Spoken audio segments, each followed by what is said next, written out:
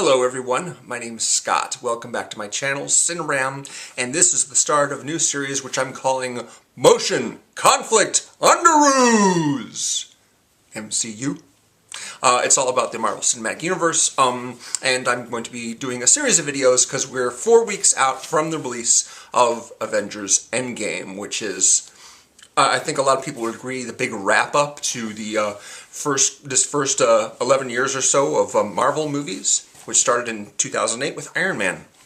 I've actually been attending a couple of pub trivia events regarding to the Marvel Cinematic Universe. I went to this place near where I live, and I got a bunch of questions wrong, to my disappointment. I got a few right, but I got a bunch of questions wrong, and some of them were really obscure. For example, one of the questions was, what's the name of the federal agent that gives Paul Rudd such a hard time about his house arrest in Ant-Man and the Wasp? And I'm just like, who would know that?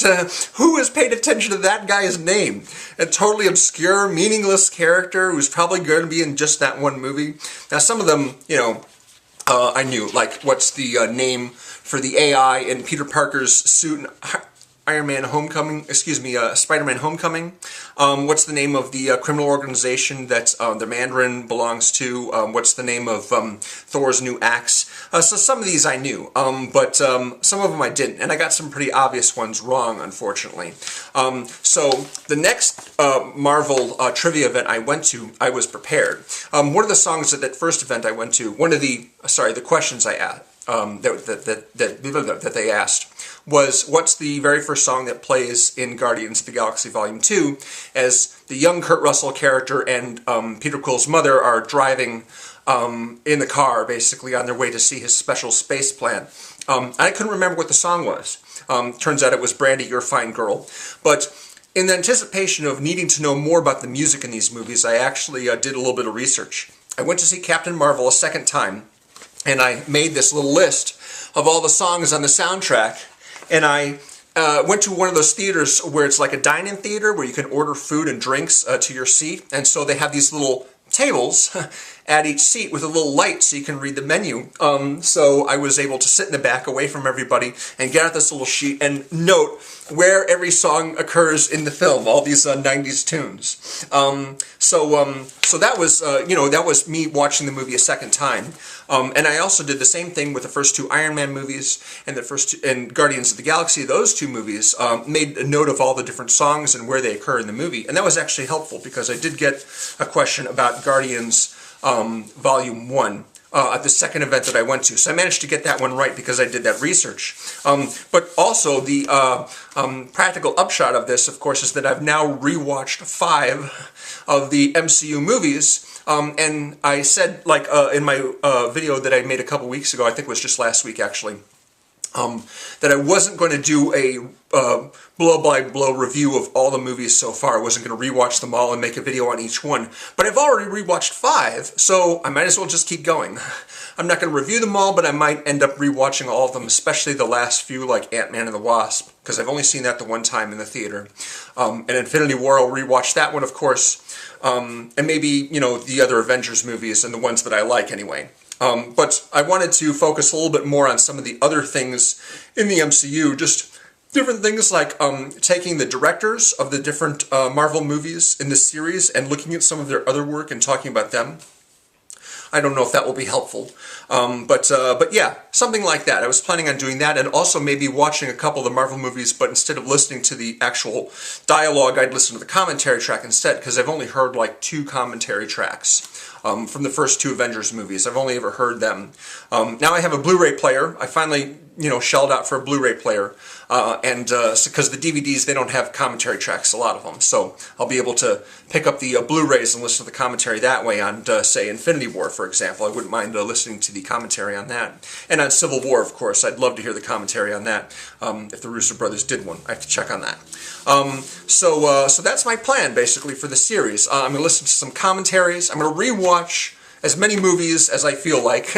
I mean, I don't want to necessarily rewatch all of them. It sounds fun, but most of these movies I've seen multiple times and very recently, and so I don't know how helpful it will be. But I know it's beneficial in some ways, because I actually caught some of Doctor Strange when it played on cable recently. and they made a reference to Chiwetel Ejiofor, his character, is practicing with Stephen Strange in the courtyard, and he holds up this weapon he saw. This is the staff of the Living Tribunal. And I was like, oh, the Living Tribunal! I know what that is now. I mean, that would have completely flew over my head the first time I saw that movie. But since seeing Infinity War, I actually went and read the comic series Infinity Gauntlet and then Infinity War, which has nothing to do with Infinity Gauntlet, really. I mean, it involves Thanos and Avengers, but it's like about something completely different. But there's a character called the Living Tribunal, who's like this godlike being, one of the Celestials. So when Chiwetel Ejiofor says it, I'm like, oh, I completely missed that. I wouldn't have any idea what he was talking about if I hadn't read that book. So I'm glad that I read those books and know a little bit more about the comic version of these stories and these characters. But I also found reading them kind of funny because at one point Spider-Man is incapacitated. He's hurt badly in Infinity War, and so they put him in the hospital, but he's still in costume, including his mask. He leaves his mask on while he's being cared for by nurses in the hospital. I'm like, what is that, huh?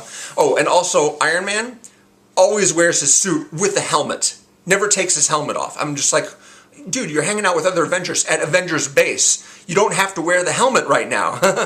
You don't have to keep the helmet on the entire time. Maybe they just wanted to save the time and trouble of drawing Tony Stark's actual human face or something. I don't know. I don't get it. I enjoyed the books, but some of it seemed a little bit sillier than it needed to be. So anyway, yeah, so I imagine that rewatching a lot of the Marvel movies, knowing more than I know when I first watched them, I'll be able to pick on some of those references, and I'll be able to spot the foreshadowing. You know, when Yondu leaves Xandar at Guardians 1, he says to the guys, he's like, boy, I'm sure I'm glad we didn't take Peter Quill to his father like we were supposed to. And of course, I didn't have any idea who his father was at that point, but now that I've seen Guardians Volume 2, I know about it.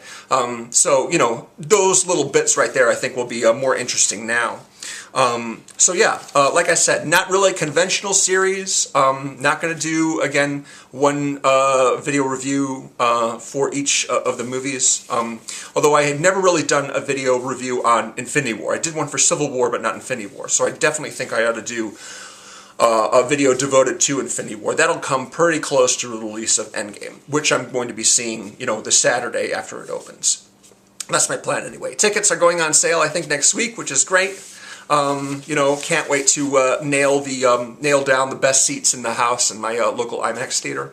So yeah, just a quick little overview on what I'm going to be doing. I think in my next video I'm going to be talking more about the movie Captain Marvel in depth, because I have a few things, a few thoughts to share on that, and then then we'll see where it goes from there.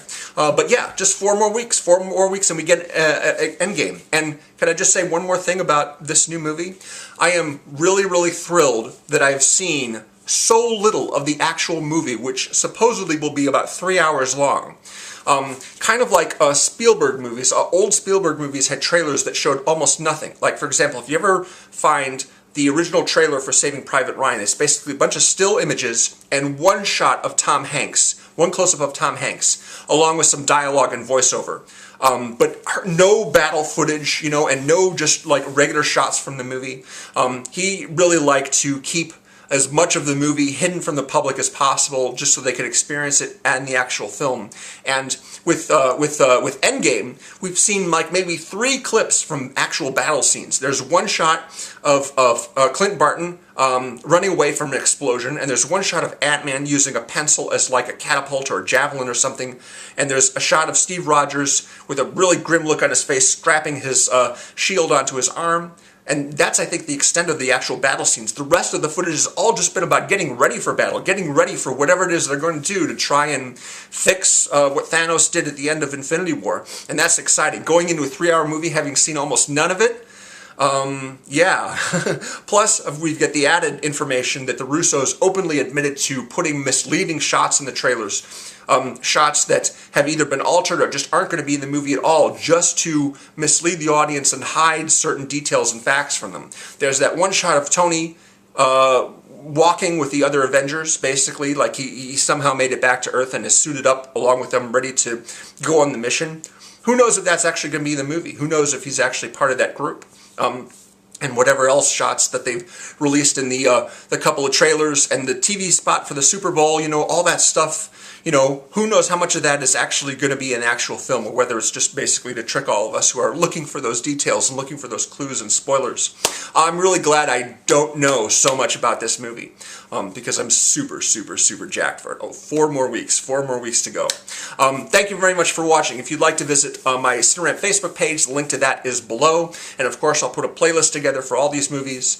I would also recommend checking out Luke Ryan. Luke Ryan is doing a what he calls MCU Rewind. He's going back and rewatching all the Marvel movies with his fiancée Connie, and making a video on each one. It's a much more, you know, regular video series on the Marvel Cinematic Universe, so if that's the kind of thing you want to see, definitely check him out. And also, one of my favorite YouTubers as far as movie reviews goes is Jim Gisriel. He has reviewed most of the Marvel movies as they've been released, so you can go back and check out all his reviews as well. He's a great guy and a really good reviewer, so check out that stuff. That would be great. Thank you for watching. Got so much to say in very little time, so thank you again, and excuse my stumbling, my verbal stumbling. I'll see you again with the next video real soon. Later.